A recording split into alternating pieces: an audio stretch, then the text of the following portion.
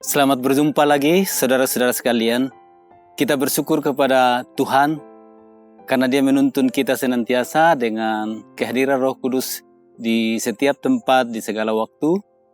Kita bertemu lagi dalam program Renungan Menghitung Hari versi YouTube nomor yang ke-12, atau kalau pakai istilah Rema tekstual tertulis, hari ke-12.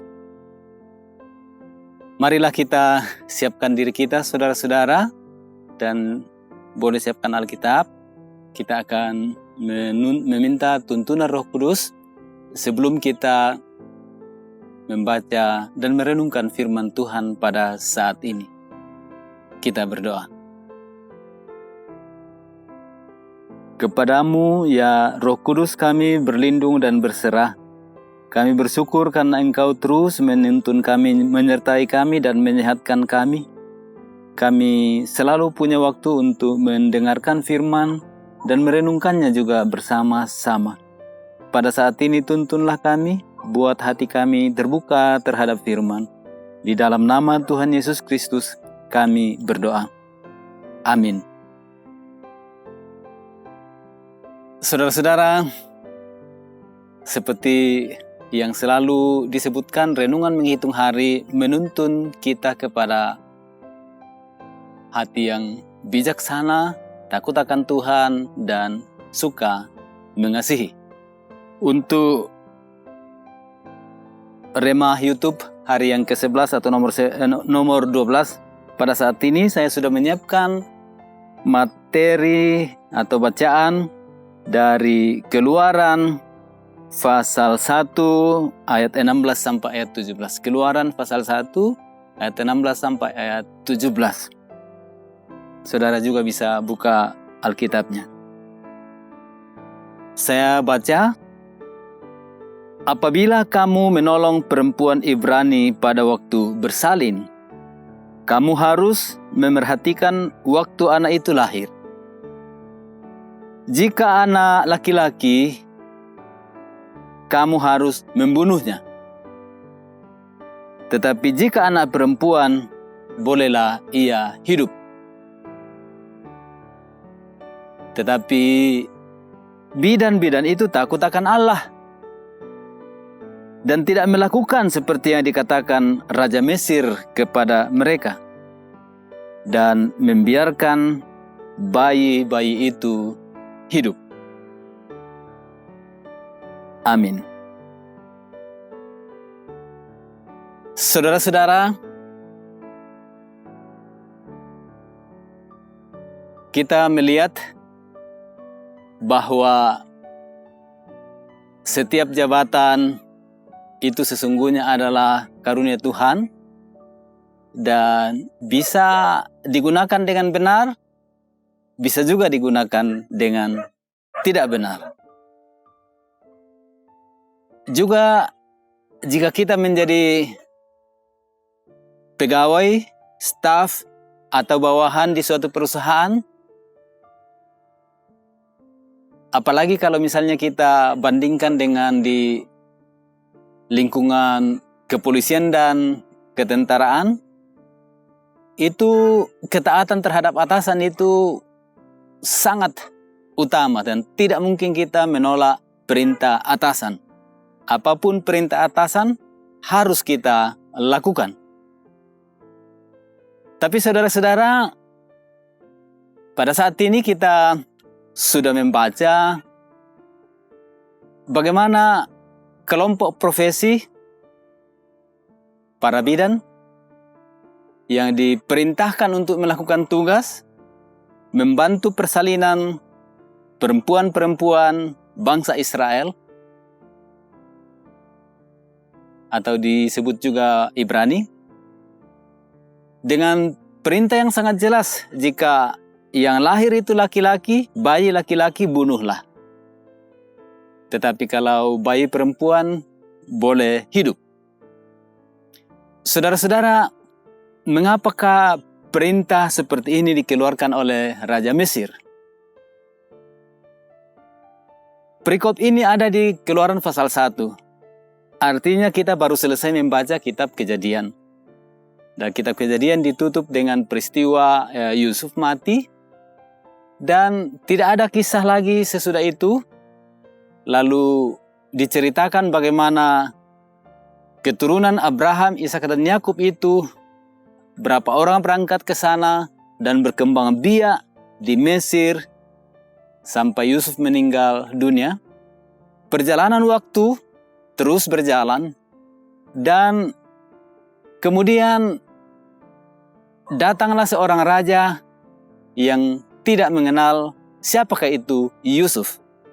Kita ingat ya kisah Yusuf, bagaimana dia diberi kuasa oleh Raja Fir'aun dan dia memimpin Mesir menjalani masa kelimpahan produksi pertanian dan peternakan selama 5 tahun, lalu melakukan penghematan, menabung dan lain-lain untuk mengatasi 5 tahun kelaparan. Dan dia sangat berhasil dan dia begitu dihormati oleh orang Mesir, mulai dari orang banyak sampai kepada Raja Mesir. Dia mendapat tempat yang luar biasa di situ. Tapi saudara-saudara, semua kebaikannya dilakukan Yusuf ini dari generasi ke generasi, terutama di lingkungan raja. Dikatakan ketika sudah datang raja yang tidak lagi mengenal siapakah itu Yusuf, maka tindakannya sama sekali tidak memperlihatkan apa yang sudah dilakukan oleh Yusuf terhadap bangsa Mesir. Ini kata penting ialah raja yang tidak mengenal lagi Yusuf.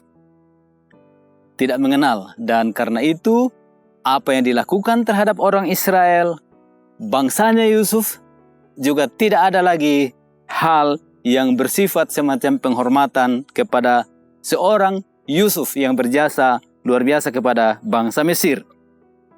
Nah, raja yang tidak mengenal lagi Yusuf ini, saudara-saudara, diperkenalkan sebagai memulai pemerintahannya dengan menakut-nakuti bangsa Mesir. Menakut-nakuti bangsa Mesir, saya baca ada di ayat yang kita bisa lihat ya, di ayat yang ke-9.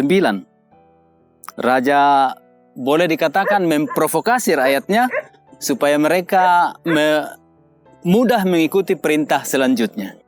Bangsa Israel itu sangat banyak dan lebih besar jumlahnya daripada kita. Itu pernyataan provokatif dari raja kepada rakyat Mesir.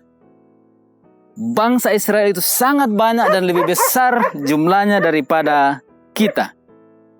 Dan ini cukup alasan untuk melakukan 2 hal. Yang pertama ialah bahwa mereka, pejabat-pejabatnya, diperintahkan untuk melakukan perbuatan semakin menindas dan menyiksa orang-orang Mesir. Dan kita lihat dalam kisah-kisah selanjutnya bagaimana mereka dijadikan sebagai buruh-buruh dengan penindasan yang luar biasa. Mulai dari ringan-ringan sampai sangat besar. Dan puncaknya ialah bahwa mereka sudah sangat tidak berdaya dan Tuhan bertindak membebaskan mereka keluar dari Mesir. Tapi tugas raja ini yang tidak mengenal lagi Yusuf ialah menindas bangsa Israel.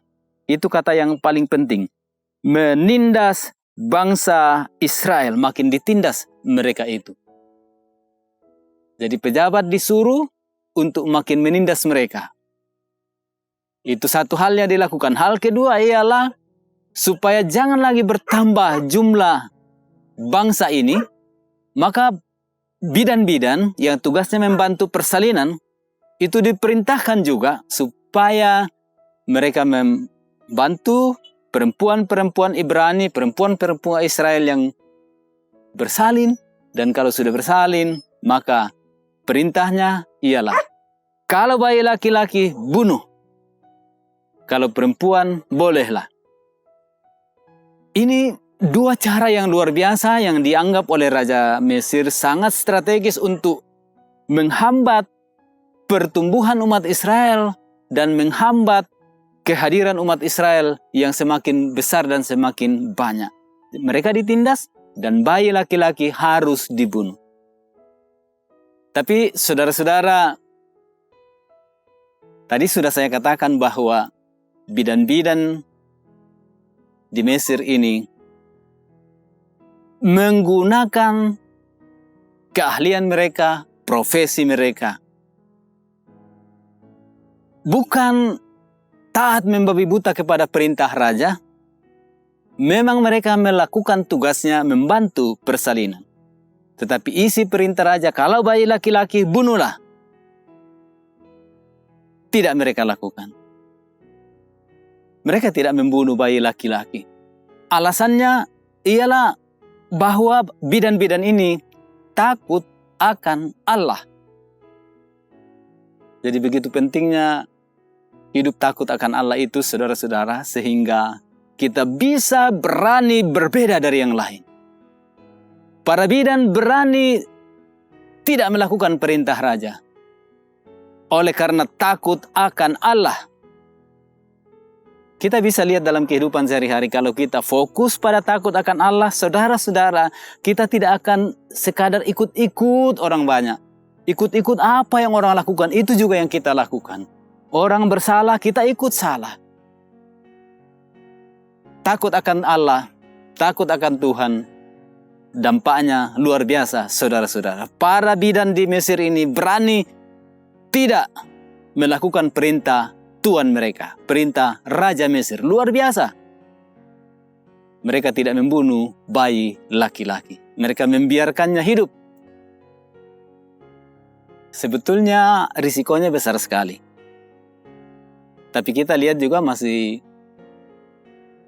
untunglah karena Raja Mesir, tapi pastilah ini karena Allah yang bekerja. Para bidan dipanggil dan ditanya, mengapa kamu tidak bunuh?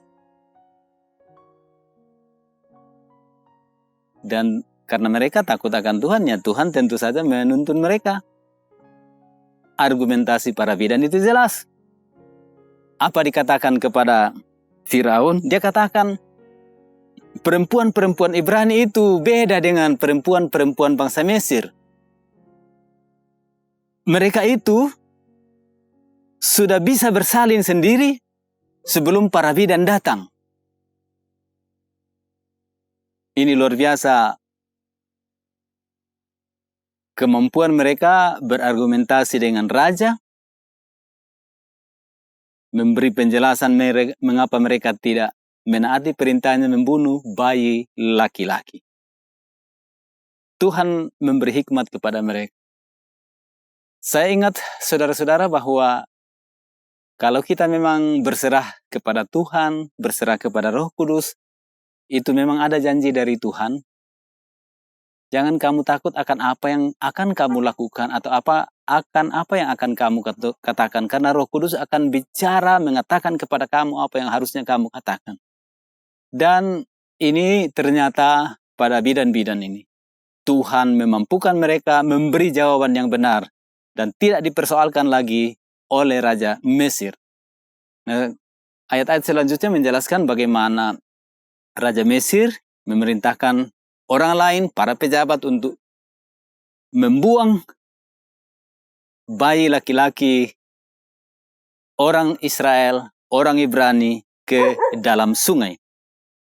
Dan seperti itulah yang kemudian terjadi pada Musa. Nah, saudara-saudara, apa yang kita pelajari dari para bidan ini? Yang pertama, takut akan Tuhan itu begitu penting.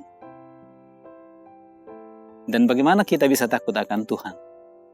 Itulah salah satu maksud dari renungan menghitung hari.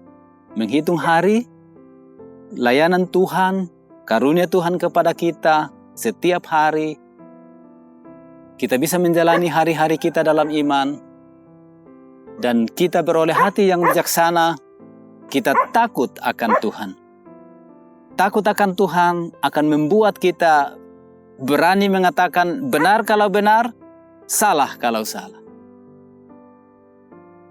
kita berdoa kepada Tuhan, saudara-saudara, supaya kita sebagai pengikut Yesus Kristus, kita juga satu, menggunakan profesi kita takut akan Tuhan, sehingga yang kita lakukan adalah hal-hal yang benar dan bukan yang melawan Tuhan. Kendati pun perintah buruk kepada kita, tapi kita mampu melakukan hal yang benar. Yang kedua, kita perlu mensyukuri bagaimana Tuhan memampukan kita untuk menjalani hidup di dalam ketaatan kepadanya. Takut akan Tuhan akan membuat kita menggunakan semua potensi keterampilan kita melakukan hal yang memuliakan Tuhan. Karena memuliakan Tuhan, itulah tujuan hidup kita sebagai orang percaya. Puncak dari pengabdian kita ialah Tuhan dimuliakan. Itulah yang sering kita dengar, Soli Deo Gloria. Hidup yang kemuliaan hanya untuk Tuhan dan bukan untuk kita. Amin. Saudara-saudara, marilah kita mensyukuri firman Tuhan yang sudah kita dengar. Kita berdoa. Ya Roh Kudus, kami serahkan tubuh jiwa raga kami kepadamu, dan Engkau akan menuntun kami selalu takut akan Tuhan. Kami selalu beroleh hati yang bijaksana dan mengasihi sesama, taat akan firman-Mu. Tuntunlah kami di keluarga masing-masing, di pekerjaan masing-masing, sehingga nyata bahwa kami orang-orang yang takut akan Tuhan. Dan karena itu Tuhan sendirilah yang menyertai kami, mengatakan dan melakukan hal-hal yang memuliakan Tuhan. Dalam nama Tuhan Yesus Kristus, kami berdoa. Amin. Demikianlah saudara-saudara, renungan menghitung hari versi YouTube nomor 12 atau hari ke-12. Kita akan bertemu lagi pada renungan menghitung hari nomor berikutnya. Saling mendoakan, kita akan menjadi orang yang takut akan Tuhan, beroleh hati yang bijaksana, dan saling mengasihi. Terima kasih.